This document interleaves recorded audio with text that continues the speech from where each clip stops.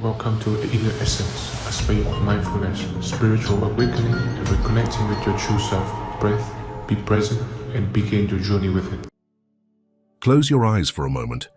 Forget the room, the noise, the plans waiting for you. Just feel the space behind your thoughts, that quiet awareness watching everything happen.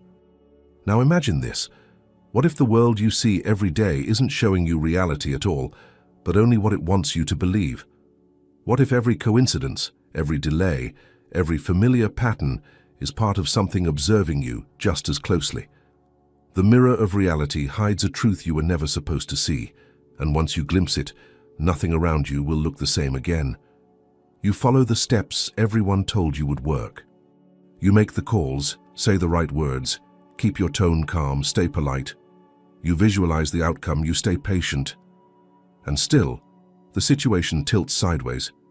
Something breaks, someone withdraws, the door you were sure would open quietly locks itself. It's almost comical. You do everything right, yet life insists on sending you the opposite of what you intended. That moment, the shock between expectation and outcome, is where reality whispers something most people never hear.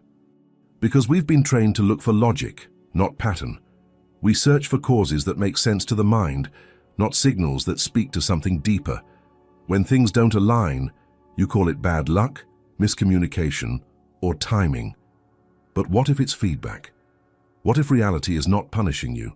It's showing you where your inner map doesn't match the actual terrain. Notice what happens in your body when the unexpected hits. That tightening in the chest, the heat behind your face, the small flicker of resistance. Those sensations aren't random, they're your first trace of data. The nervous system records the moment reality contradicts your belief. It's like static between two frequencies trying to align, what you assume is true and what the world actually mirrors back. Now pause for a second. Picture the last time you felt blindsided by life. Maybe it was a conversation that turned in a way you didn't predict, or a project that collapsed just when it was supposed to take off. Replay that instant in slow motion, not the event, but your micro-reaction to it. That micro-reaction is your signal. It tells you what part of your internal world reality just contradicted, and that contradiction is gold. It shows you where you're broadcasting one frequency and believing you're sending another. Here's where it gets subtle. Your actions are visible, but your baseline vibration, your unconscious expectation, isn't. You might smile through a negotiation, but if your core state carries tension, the field around you will read that before any word leaves your mouth. It's not mystical, it's coherence. Systems synchronize to the dominant signal, not the loudest voice. The world responds to what's most energetically consistent in you, not what's most polished. Think of it like tuning forks. Strike one, and another of the same frequency begins to hum across the room. That's resonance.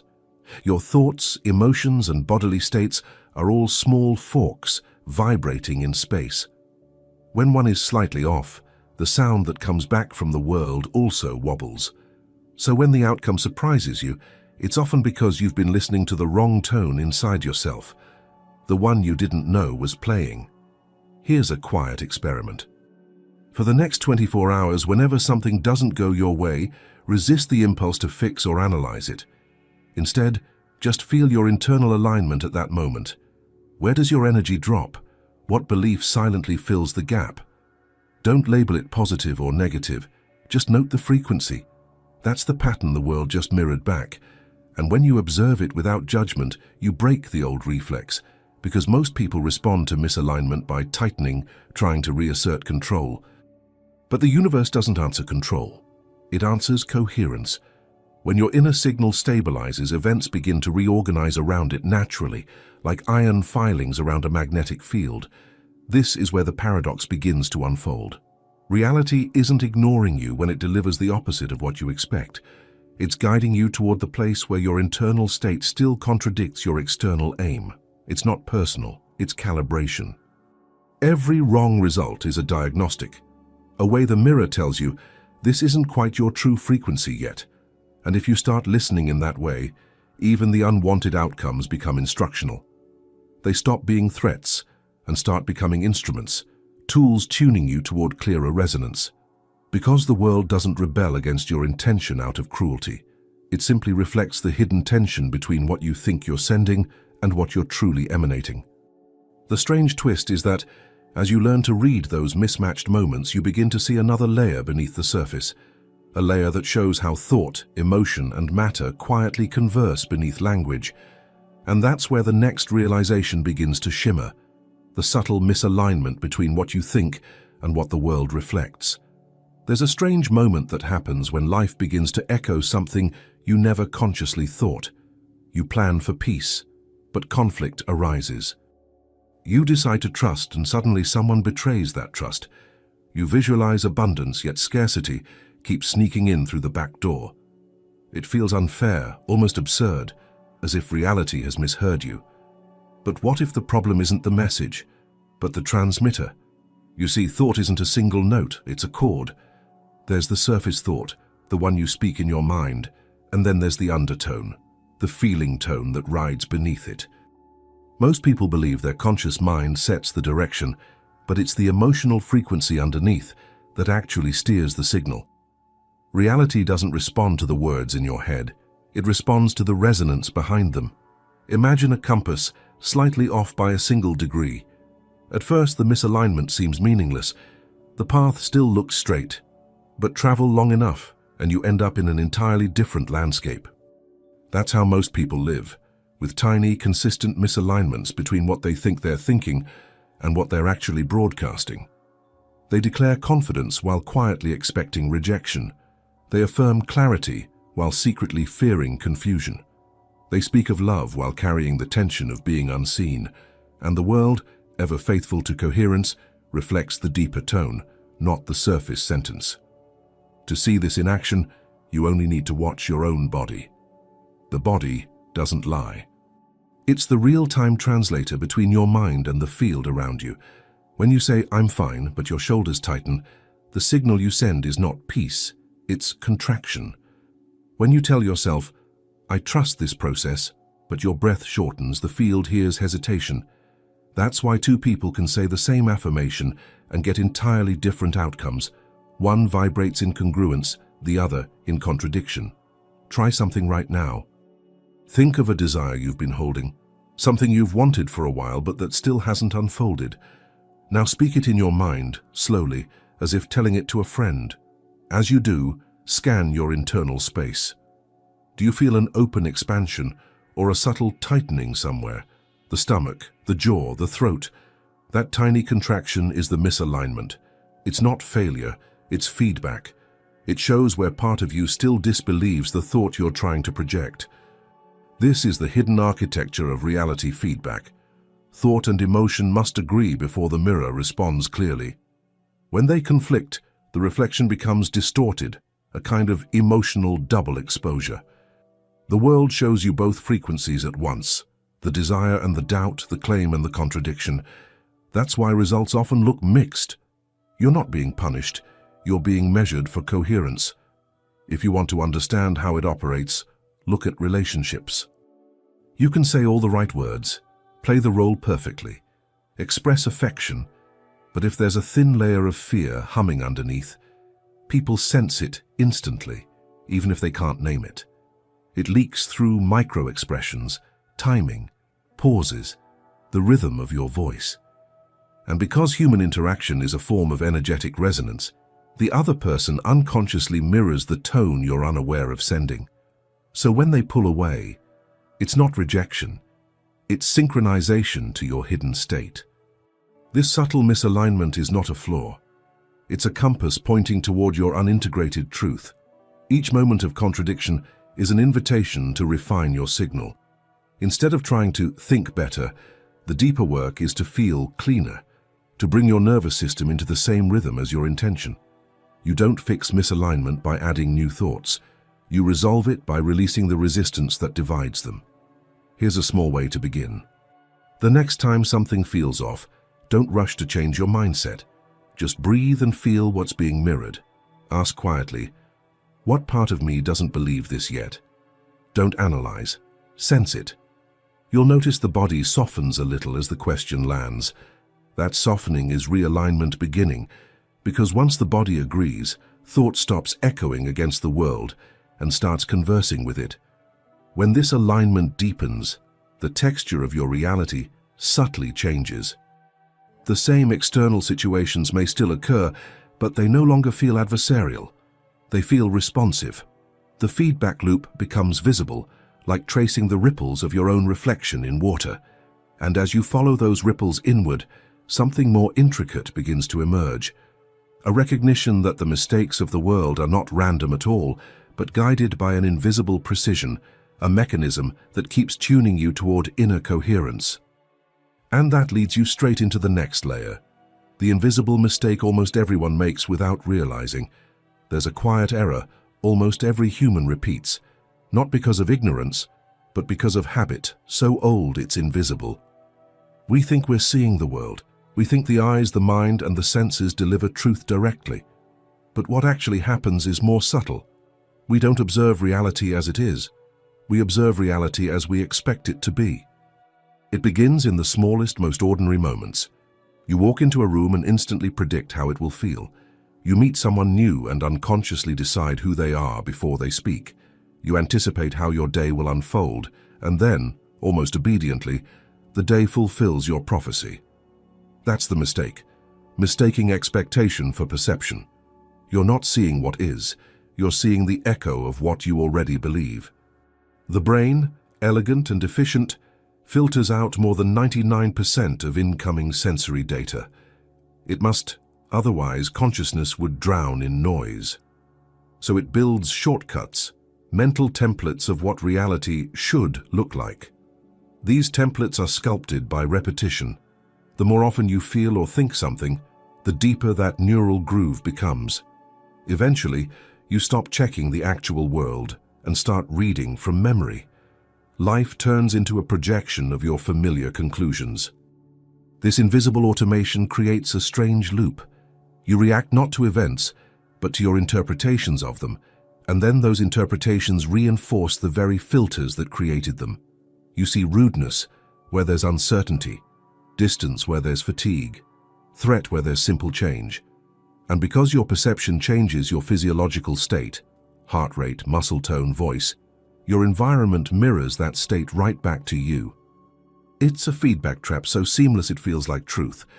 The invisible mistake then is not misjudgment, it's unconscious repetition. You believe you're observing the world, but you're actually observing your conditioning. That's why similar problems keep reappearing under new names. Different faces, same emotional geometry. Life patiently mirrors what you haven't yet noticed in yourself. Try catching it in real time. The next time someone says something that irritates you, pause for half a breath before reacting. Feel the exact spot where the irritation forms, maybe a tightening in the stomach, a quick flush in the neck. Now ask yourself, what expectation just got violated? You'll often find it's not about the words spoken, but about the picture you already had of how things should go.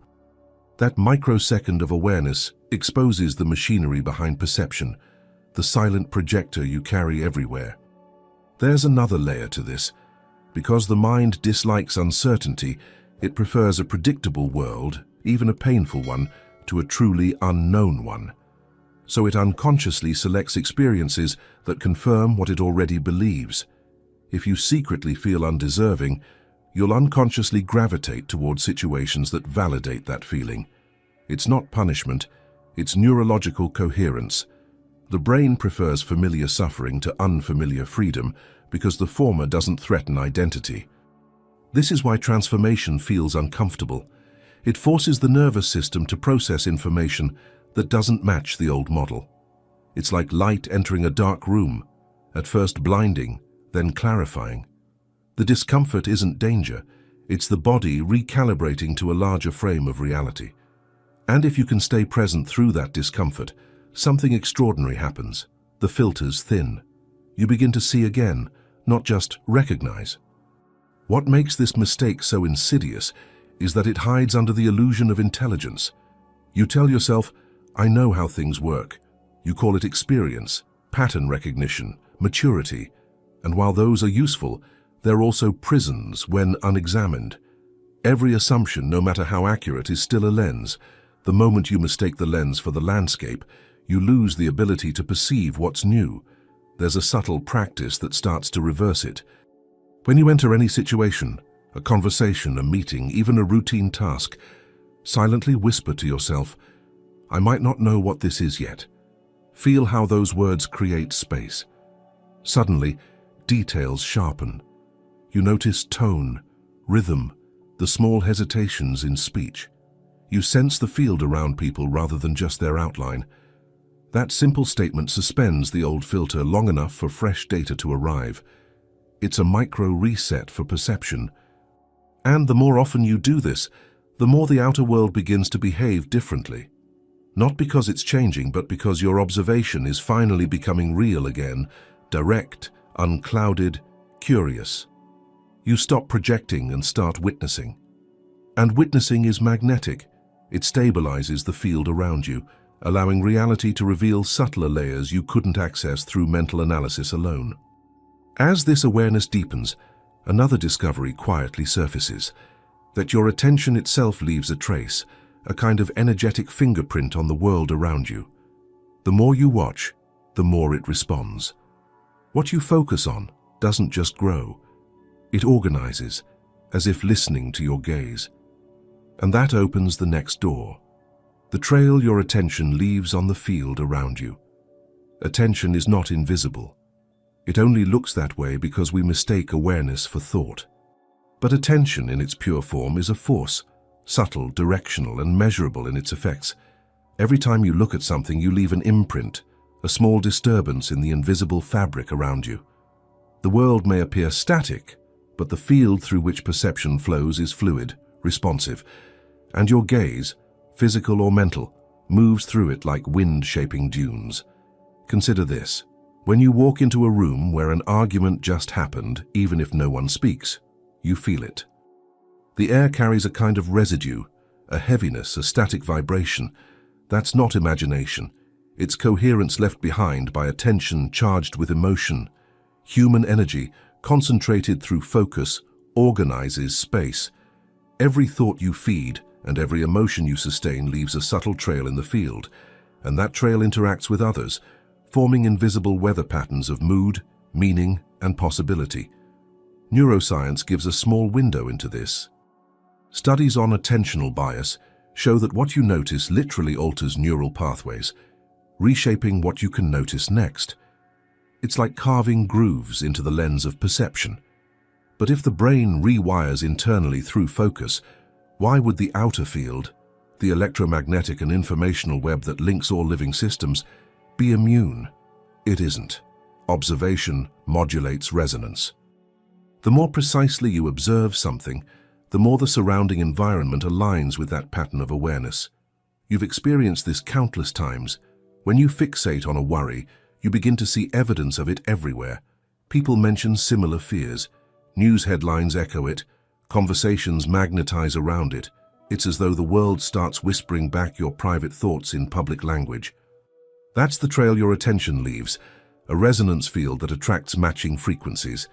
It's not mystical causation, it's informational coherence. The nervous system and the outer world synchronize like coupled oscillators, two metronomes on the same surface gradually matching rhythm. The same happens in reverse. When you place gentle, steady attention on something that nourishes you, not forced positivity, but quiet appreciation, the field around you becomes coherent. People feel safer near you without knowing why. Events unfold with fewer distortions. The outer world stops behaving like a test and begins behaving like a conversation. Attention is the syntax of that dialogue. Here's a small observation exercise. For the next minute, choose a single object near you, a cup, a leaf, the shadow on the wall. Look at it without naming it. Don't analyze or judge it. Just feel what it feels like to see without commentary. Notice how the air between you and the object becomes subtly alive, as if awareness itself thickened. That quiet density is the trace of pure attention, unbroken, unfiltered. When you train yourself to inhabit that kind of seeing, you start to sense that everything you focus on carries part of your signature afterward. The implications are enormous. Every room you leave behind, every interaction, every silent moment of fixation contributes to an unseen topography. Some spaces feel heavy not because of architecture, but because of accumulated focus, the emotional fingerprints of countless moments of unconscious observation. Likewise, a person who practices clear, grounded attention emits an atmosphere that feels fresh, stabilizing, coherent. People call it presence, but what they're actually feeling is the harmony of a mind whose trail of attention is clean, and attention doesn't just move outward, it loops back. The field you impress with your focus also feeds data back into your perception. This creates a living circuit. What you attend to shapes the field, and the field subtly reshapes you. That's why long-term fixation on fear or judgment alters the body itself, posture, voice, chemistry. The organism calibrates to the field it continually generates. In this sense, attention is both the sculptor and the clay. This feedback can be consciously harnessed. Instead of letting attention scatter or fixate in anxiety, you can choose to cultivate stillness within perception, to let awareness rest without grasping. In that neutrality, the field reorganizes around simplicity. Interactions become clearer. Coincidences start to cluster. Not because you're manifesting in the popular sense, but because coherence always seeks coherence. The cleaner your attention, the cleaner your reality echo. Yet, here lies the quiet paradox. For most people, attention operates on autopilot, jumping between distractions, leaking energy into unconscious loops. And when it does, the trail it leaves becomes tangled, generating static that clouds perception. That static is not random, it's a sign. It's the world subtly signaling that something in your field is out of alignment, that awareness has drifted away from presence. These repeating signs, the small irritations, odd coincidences, recurring patterns, are not coincidences at all. They're feedback, reflections from the field you're unconsciously shaping every moment. You ignore them because they seem insignificant. But those tiny repetitions are the first ripples of your own attention echoing back, the early signals that reality uses to guide you home. And those signals, those everyday murmurs you overlook, lead directly to what's next. The signs you ignore every single day, they appear in silence, too ordinary to feel sacred, too small to seem significant. The subtle tension before a conversation, the way a song repeats in the background just as a certain thought crosses your mind, the mild discomfort when you agree to something you don't really want. These are the signs reality leaves for you daily, not as warnings but as markers of coherence, clues pointing toward or away from alignment. Yet most people pass them by, lost in the hum of routine, convinced that meaning only hides in dramatic events. But the world doesn't scream, it murmurs. The language of feedback is quiet, texture, timing, sensation, repetition. Every small deviation in your emotional temperature is a data point. Each recurring situation is a sentence in an ongoing dialogue between your consciousness and the field that surrounds you. You're not being punished when life repeats itself. You're being invited to notice what your awareness has skipped. Think of your day as a constant stream of mirrored signals. When you wake already anxious, the phone pings with a tense message. When you breathe calmly before leaving home, traffic seems to move differently, not miraculously, but in subtle rhythm with your state. The correspondence is continuous, but the mind, trained to divide inner and outer, misses it. It calls coincidence what is, in fact, feedback. The pattern is there long before you name it. There's a particular kind of sign that's especially easy to dismiss, the small discomfort that repeats. The co-worker who always interrupts, the email you keep delaying, the object in your house that breaks again and again. These aren't random annoyances, they're pressure points in your field.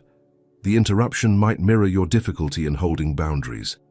The delayed email might reflect resistance to clarity. The breaking object might even echo a part of you that feels unsupported. The world externalizes your microstates so you can finally see them. And yet, observation alone isn't enough. It must be embodied. The next time you notice a small discomfort, pause and feel your body before reacting. Notice where the unease settles, the throat, the solar plexus, the hands. That location is your signal receiver. It tells you which part of your system is out of coherence.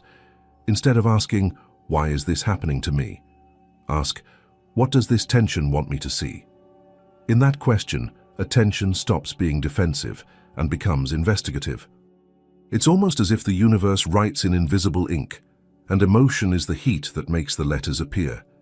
When you feel irritation or fatigue, reality is underlining something, not to scold, but to highlight where energy leaks. These signals often repeat because repetition is the only language dense enough to pierce human distraction. Life will whisper, then nudge, then repeat louder, until recognition dissolves resistance. Patterns are the footprints of consciousness. Notice how certain dynamics loop through your life. The friend who always needs saving, the sudden obstacles whenever you approach success, the opportunities that vanish the moment you doubt them. These are mirrors, not traps. They arise to map your unseen frequency, to show you what you've been broadcasting unconsciously. The moment you see the pattern without judgment, it begins to lose charge. Awareness unwinds the loop. Even the environment plays a role in this feedback conversation.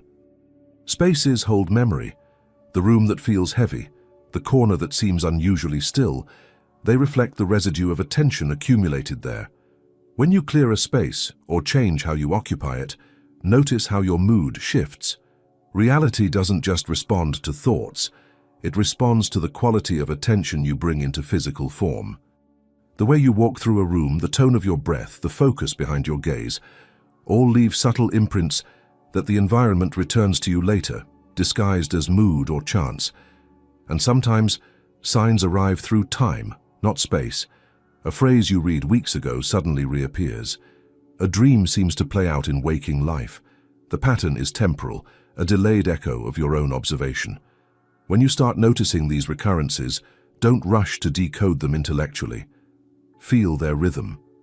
Ask, what is this timing telling me about where my focus has been? Because time itself bends around attention. The more you notice, the more feedback accelerates. At a certain depth, the realization becomes unsettling. The world is never silent. It's constantly mirroring your microsignals in form, sound, timing, and coincidence. You think you're walking through randomness, but in truth, you're walking through a field of living responses. Ignoring the signs doesn't make them disappear. It only pushes them into more intense forms until you finally acknowledge their message. When you begin to read these signals as communication rather than chaos, the quality of your attention changes. You stop taking discomfort personally and start interpreting it as calibration. Every repeated pattern becomes a teacher. Every small irritation becomes a compass needle pointing you toward coherence. And then, beneath this realization, another presence begins to emerge, something subtler than signs or synchronicities. A quiet, shaping influence that works even when you're not paying attention, organizing events, aligning probabilities, weaving outcomes without asking permission. You don't control it, but you can sense its movement. It's the hidden force that shapes your experiences, silently, continuously, and just beyond your usual perception. You wake up each morning believing you steer your life through choices, what to eat, what to say, what to plan next. Yet beneath the surface of those small decisions, another current moves, silent, ancient, impersonal. It doesn't ask for consent, and it doesn't wait for understanding.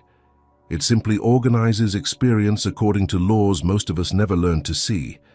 This hidden force is not mystical, though it often feels that way. It's the architecture of resonance, the invisible intelligence that translates your internal state into external form. You can feel it working whenever life seems to line up without your interference. A chance encounter arrives at the perfect moment.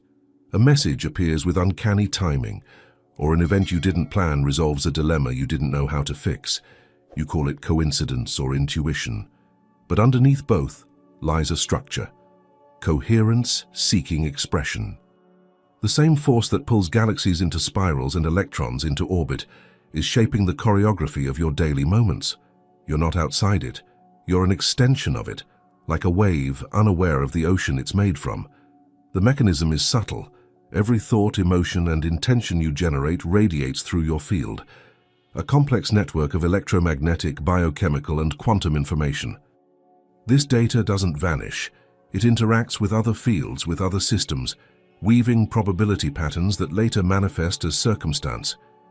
It's not thinking things into existence, it's entrainment. Systems fall into rhythm with the most coherent frequency available. When you're clear, the world synchronizes. When you're fragmented, it mirrors the static. The hidden force is coherence itself, the universal drive toward order and equilibrium. Left on its own, it aligns every system toward balance, just as water always seeks the lowest level. The trouble is that humans, through unconscious tension and mental noise, constantly distort that natural flow. We generate turbulence in the field through fear, judgment, or resistance, and then misinterpret the resulting chaos as random misfortune. The force never stops operating. It just reflects the dissonance we feed it. There's a reason some people seem to move through life with fluid timing. It's not luck or destiny. It's that their inner state creates minimal friction with this hidden intelligence. They act, then release. They observe, then trust the recalibration. Their nervous system communicates harmony to the environment, and the environment harmonizes back. They've stopped fighting the current, so it carries them. Try noticing the rhythm of your own life for a single day. Observe how events cluster. You'll find that moments of clarity attract synchronicity, while moments of confusion scatter results. The pattern is unmistakable once you tune to it. It's not moral or sentimental. It's physics of attention interacting with the field of order that underlies everything. You could call it divine, mathematical, or simply natural. The name doesn't matter. What matters is that you're part of it, whether you acknowledge it or not. There's also a protective aspect to this force. When your energy is misaligned with something you think you want, the system generates resistance, delays, breakdowns, misfires. It's not rejection, it's regulation. The field refuses to sustain incoherence. What looks like failure is often the force protecting you from amplifying contradiction. It redirects energy toward what's truly resonant, even if your conscious mind calls it loss. That's why the most painful detours often carry a strange precision when seen later. The intelligence beneath them never stopped optimizing for harmony. You can sense this field directly through attention. When you soften your focus and expand awareness beyond the immediate task, you start to feel a texture behind events, a quiet pulse of coordination. You notice how one conversation leads to another, how emotion precedes circumstance, how everything seems to lean toward equilibrium when you stop interfering. That's the hidden force moving through form, rearranging probabilities in real time. The irony is that the less you try to control it, the more clearly it reveals itself. Control compresses the field. Observation opens it. That's why surrender isn't weakness, it's conductivity. By releasing the compulsion to dictate every outcome, you allow coherence to find its own path through you. The intelligence behind life is always greater than the one trying to manage it. And still, even knowing this, the mind struggles. It wants ownership of creation, proof of cause and effect. But this force operates too fluidly for linear thinking to grasp. It doesn't move in steps, it moves in waves. And these waves don't just shape your life individually. They intersect with others, blending fields, merging patterns. You are constantly co-creating within a vast ecosystem of frequencies. Your field is never isolated. That realization brings a new awareness that you are not the sole author of your experiences. Other influences, other minds, other frequencies interact with yours in the same living fabric. You may call them collective fields, ancestral patterns, or simply other people's attention. Whatever their name, they share the same space you do. And once you begin to sense their presence, a humbler, wider truth unfolds, that you're not the only one creating your life. It begins as a quiet unease, the realization that your intentions don't always behave as expected. You set clear goals, visualize, align your mindset, and yet outcomes sometimes arrive wearing someone else's fingerprints. A conversation shifts direction, an opportunity bends into another shape, or an emotion you thought was yours alone feels amplified by unseen sources. That's the first glimpse into a larger architecture. You are not the sole creator of your life. You are a participant in a vast, co-creative field. This awareness can be disorienting at first. For years, you've been told that your thoughts shape your reality, that you hold the pen, that belief is blueprint. But the truth is more intricate.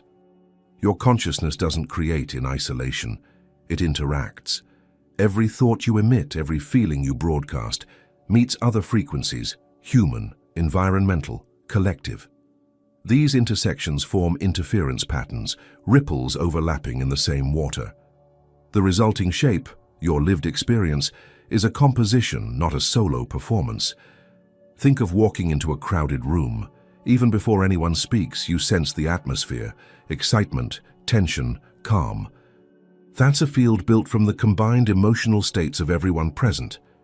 Your body responds immediately, adjusting breathing, tone, posture.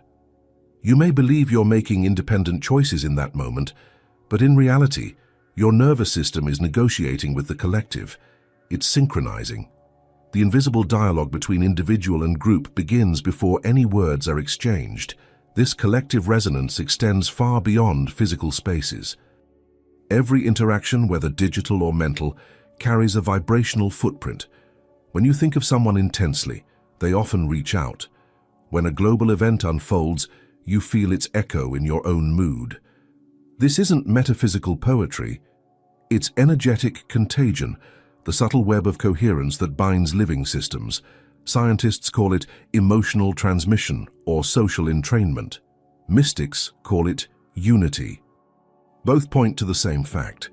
Your personal field is porous, constantly blending and recalibrating with the world's larger frequencies. Here's where humility becomes practical. You might set an intention with clarity, but if the collective field around you vibrates in contradiction, your signal doesn't vanish. It disperses, merging with stronger patterns. That's why, when you try to force manifestation from the mind alone, it feels like swimming against a current. Creation isn't domination, it's participation. You can't override the field, but you can harmonize with it. The moment you grasp this, frustration turns into curiosity. You start to sense how others' intentions, fears, and hopes intersect with your own.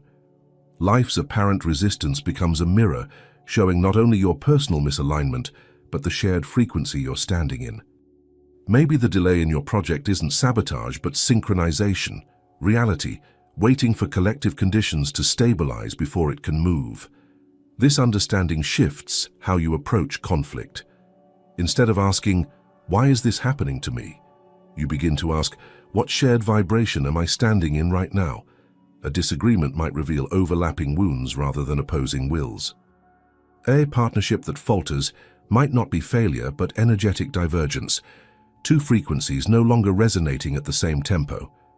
The world's feedback stops being personal punishment and becomes a kind of harmonic communication. You start noticing it in nature too. The wind changes when you calm down.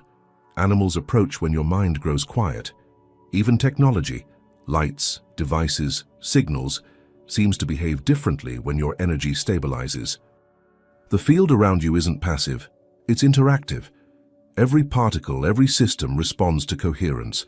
You're not commanding reality, you're in conversation with it, and the language is frequency.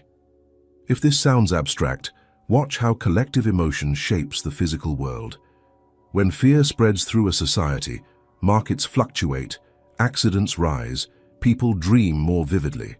When compassion surges, after a crisis, a moment of shared awe, creativity blooms, and coincidences multiply. You're woven into that global tide. Your nervous system, like an antenna, both receives and broadcasts. To believe you create alone is to ignore the ocean while staring at your own reflection. The challenge, then, is not to isolate your signal, but to tune it.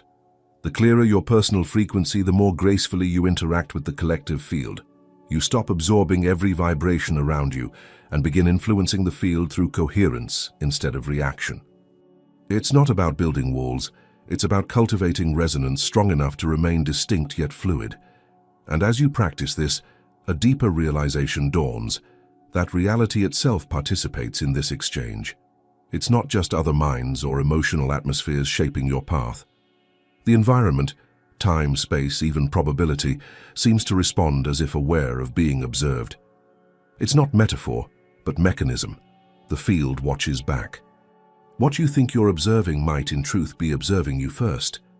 And in that subtle reversal lies the next revelation, the moment when logic breaks and you begin to glimpse how reality adjusts to what you haven't yet noticed about yourself. It comes as a subtle fracture in understanding, not a grand awakening, but a small collapse in how you thought the world worked. You begin to notice that events don't simply unfold around you, they respond through you. The direction of cause and effect quietly flips. You're not just an observer of reality, you are being observed by it. The mirror looks back, and in that gaze, common logic loses its footing. At first, this realization feels impossible. Our culture trains us to believe in a one-way universe, observer here, world out there. You think, you act, the environment reacts. Simple. But then patterns begin to form that defy that neat order. You think of someone moments before they call. A problem dissolves the instant you stop trying to solve it. An opportunity appears exactly when you release the need for it. It's as if reality senses your internal shift and adjusts in real time. For a long time, you dismiss it as coincidence. But the precision of the timing begins to pierce through your skepticism. The world is too responsive, too alive, too synchronized with your attention to be random. Something else is happening, a feedback loop between consciousness and form. Observation itself isn't passive. It carries weight, intention, and pattern. It alters what it sees. Physics has already whispered this secret. Experiments in quantum mechanics have shown that observation changes outcomes, that particles behave differently when measured. Scientists frame it as data, the observer effect. But beneath the language of equations lies something profoundly intimate. The universe notices being noticed. What's true at the subatomic level may not end at that scale. You too are part of that experiment, observing and being observed simultaneously. This doesn't mean thought magically bends the physical world. It means awareness is woven into the structure of matter.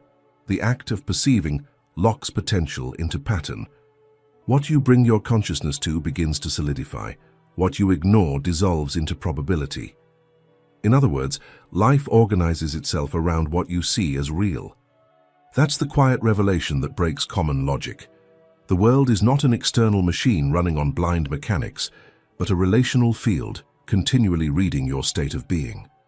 You can sense this interaction most clearly in transitional moments, those pauses between action and outcome, the breath before you speak, the silence after you decide.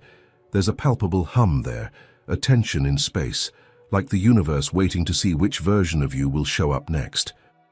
When your inner state changes even slightly, reality seems to rearrange itself to match. People respond differently. The path ahead reshapes. Time bends softly. It's unsettling because it erases the comfortable distance between you and everything else. If reality adjusts to what you haven't yet noticed about yourself, then every unexamined thought, every unconscious emotion is already sculpting the future in the background. The unseen parts of you are busy editing your world while your conscious mind tries to catch up. That's why denial has such tangible consequences. When you refuse to acknowledge an emotion, fear, envy, resentment, it doesn't vanish, it projects. The world takes the unowned frequency and externalizes it as circumstance. You meet your own avoidance as people, events, or limitations. The system mirrors what you won't see, forcing recognition through reflection. This is not punishment. It's the intelligence of balance, the universe's way of restoring awareness to wholeness. Once you glimpse this mechanism, responsibility deepens, not in the moral sense, but in the energetic one. You realize that reality's feedback is instantaneous and precise. Your inner noise writes the script faster than your logic can read it. That's why clarity feels like magic. It reduces distortion in the field. When you think clearly, breathe fully, and observe without grasping, the external world calms, synchronizes, and aligns. You become a clear mirror, and reality has no choice but to reflect coherence. But here's the paradox. You can't control this interaction by effort. Trying to use the observer effect collapses it. The very attempt to manipulate reality keeps you trapped in separation, the idea that the observer and the observed are distinct. The secret is intimacy, not control. When you genuinely see something without agenda, a person, a fear, a moment, it transforms because the boundary between seer and seen dissolves. The system completes itself. And if this is true, if reality is conscious of your observation, then life isn't something happening to you or for you. It's happening with you, a synchronized dialogue between awareness and form. Every event, from the mundane to the miraculous, is a sentence in that ongoing conversation. The logic of cause and effect becomes relational, circular, participatory. Once you've tasted this, even briefly, ordinary perception can never fully return. You start to feel the hum of awareness behind all things, a vast intelligence echoing your own gaze. And through that hum, a new understanding begins to take shape, that the mirror of the world doesn't reflect your image at all, but your intention. It responds not to what you claim to want, but to what you truly are beneath performance and thought. At first glance, it seems that life mirrors your image, your actions, your personality, your choices. You imagine the world responding to what you do. But look closely, and you'll see the reflection behaves in ways the image cannot explain. You work hard, but receive little acknowledgement. You say the right words, yet conversations fall flat. You display confidence, but outcomes mirror your hidden doubt instead of your practiced poise. That's when the realization dawns. The mirror of reality isn't showing you your reflection, it's showing you your intention. Intention is not what you declare. It's what you mean beneath the declaration. It's the frequency of motive, the undercurrent of truth behind every gesture. You can act generous for recognition, speak kindly to control perception, chase success out of fear of insignificance. The surface looks clean, but the signal is distorted. Reality reads the distortion, not the costume. It listens to the energy, not the language. The mirror does not imitate the image, it translates the emission. You can't fake coherence. The universe responds to the vibration of what you are, not to the script of what you pretend to be. This is why someone who quietly trusts can move through chaos untouched, while another who performs optimism keeps attracting resistance. The field surrounding you is exquisitely sensitive to authenticity. It decodes intention like a scent, detecting the faintest trace of contradiction between what you claim and what you feel. You've experienced this with people. A friend says, "I'm happy for you," but something in their tone doesn't match. The words are fine, but the atmosphere tells another story. That same reading happens between you and life itself. Reality feels your tone, the emotional subtext behind your thoughts, and responds in kind. If your intention carries tension, outcomes echo that tightness. If it carries trust, events move in rhythm with ease. The deeper truth is that intention shapes coherence before action begins. It's like the seed blueprint determining how a tree will grow. You might decorate the branches, prune the leaves, even change the soil, but if the original pattern carries distortion, the form will always bend toward that hidden code. Most people try to change their lives at the branch level, rearranging habits and external moves, while the seed, the intention, stays untouched. The mirror cannot return a different reflection until the pattern itself shifts. To see your true intention, watch your body's response when you imagine a choice. The body never lies. It contracts when an intention is false, expands when it's aligned. A simple internal test: bring a goal to mind and feel your breath. Does it deepen or become shallow? If it tightens, the motive underneath isn't clean.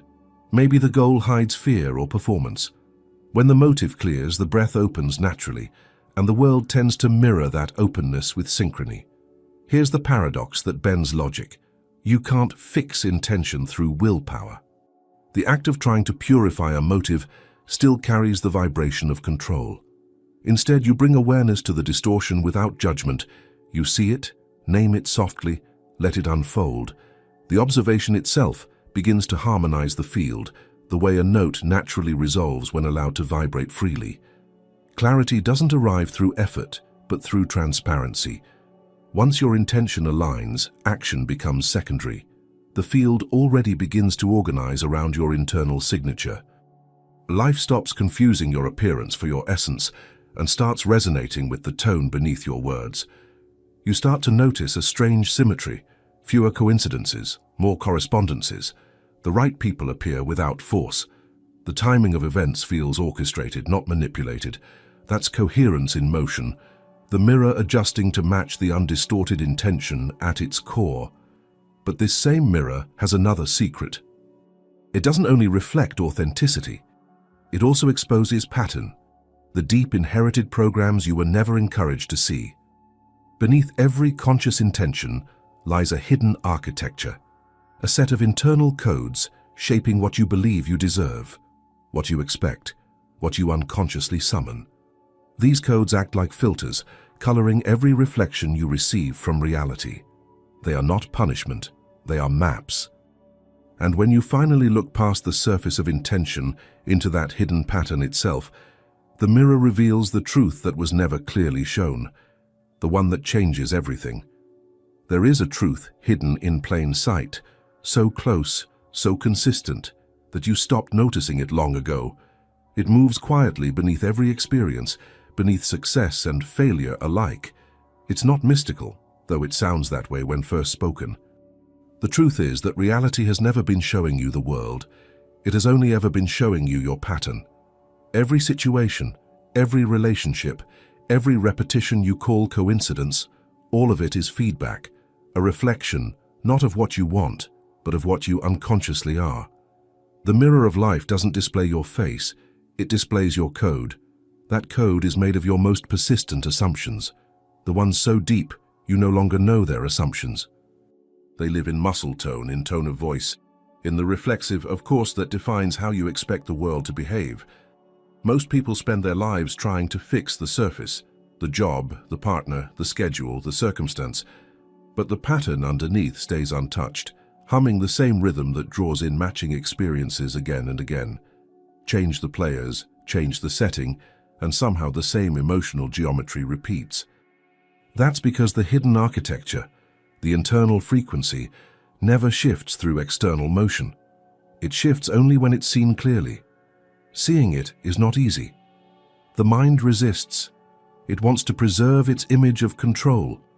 It says, this keeps happening because of them, or because of luck, or because life is unfair. But each of those explanations is a way of staying blind to the one constant in every scene: you. The truth that was never clearly revealed is not that you create everything consciously. It's that you're in constant conversation with a reality that mirrors your most unexamined vibration. Imagine holding a tuning fork near a piano. The moment you strike the fork, the matching string inside the piano vibrates, though you never touched it. The sound you hear isn't created by effort. It's created by resonance. Life operates on the same principle. The events that arise around you aren't random. They're the strings that hum in sympathy with your own tone. Change the note you emit, and the music changes. Refuse to hear your own tone, and you call the resonance fate. The deeper layer of this truth is that the mirror has never been external. It's not the world testing you, it's your consciousness organizing experience to make itself visible. The universe is an instrument of self-recognition. What you see out there is your inner landscape projected into time and space so that you can finally see it. Every interaction is an X-ray of your unseen frequencies. Every disappointment, every delight, is a precise diagnostic, a way your own energy becomes visible through form. This is why the world keeps repeating lessons you swear you've already learned. You tell yourself you've moved on, you've evolved, yet the same theme returns in a new disguise. That's not failure. It's clarity deepening. Each recurrence strips another layer of justification away until you're forced to confront the core pattern itself, not the story, not the players, but the vibration that silently instructs reality how to behave around you. When you begin to see this, guilt dissolves. There's no punishment, only reflection. The field isn't judging you, it's translating you. Every unpleasant experience is not evidence of unworthiness, but data about coherence. It's life showing you where your signal is noisy, where intention and emotion don't match. Once you read it that way, resistance fades. You stop taking the mirror personally and start using it as feedback. The clarity that follows is unsettling, but liberating. You realize that the world has never lied to you. It has only ever been perfectly, mercilessly honest. It reveals not what you claim, but what you emit, and it does so with mathematical precision. When your vibration shifts even slightly, the entire field reorganizes to reflect the update. People change, timing changes, probability bends, not because you forced it, but because the mirror can only ever show the current pattern in its truest form. And yet, most were never encouraged to see this truth because it erases dependency. If everyone knew the world is a mirror of internal coherence, external control would lose its power. Systems that rely on fear and distraction would crumble. So the culture teaches distraction, noise instead of observation, effort instead of awareness. The truth remains hidden not by secrecy, but by our own unwillingness to be still enough to see it. But once you've seen it, even for a moment, something irreversible begins. You start to watch your reactions as reflections, not as facts. The boundary between me and world softens, and with that softening comes choice, not over circumstances, but over vibration. The mirror remains, but you no longer mistake the reflection for destiny. You start adjusting the tone within, knowing the outer world has no option but to harmonize. And in that recognition, that life's mirror reveals intention, pattern, and resonance rather than surface, another kind of freedom quietly appears, the freedom of conscious authorship. The moment you acknowledge that the world is your own frequency made visible, you reclaim the one power that can never be taken, the ability to refine your state. And from there, a new possibility opens, the choice that frees you from the hidden mirror altogether. The truth was never outside you. Reality has always been a mirror, not of what you wish for, but of what you radiate. Once you see that every experience is feedback, life stops being an obstacle course and becomes a conversation. You no longer chase control. You refine coherence. The world mirrors your state with perfect accuracy, and each moment invites a subtle calibration. Less noise, more truth, clearer signal. So here's your quiet challenge. Before you scroll away, write in the comments, "I see the mirror." It's a small declaration, but it marks that you made it here, that you saw what most never notice. And if this exploration stirred something real in you, let it continue. Choose one of the videos appearing on your screen now, follow the thread, deepen the dialogue. Because once you start seeing reality this way, the reflection never stops evolving with you.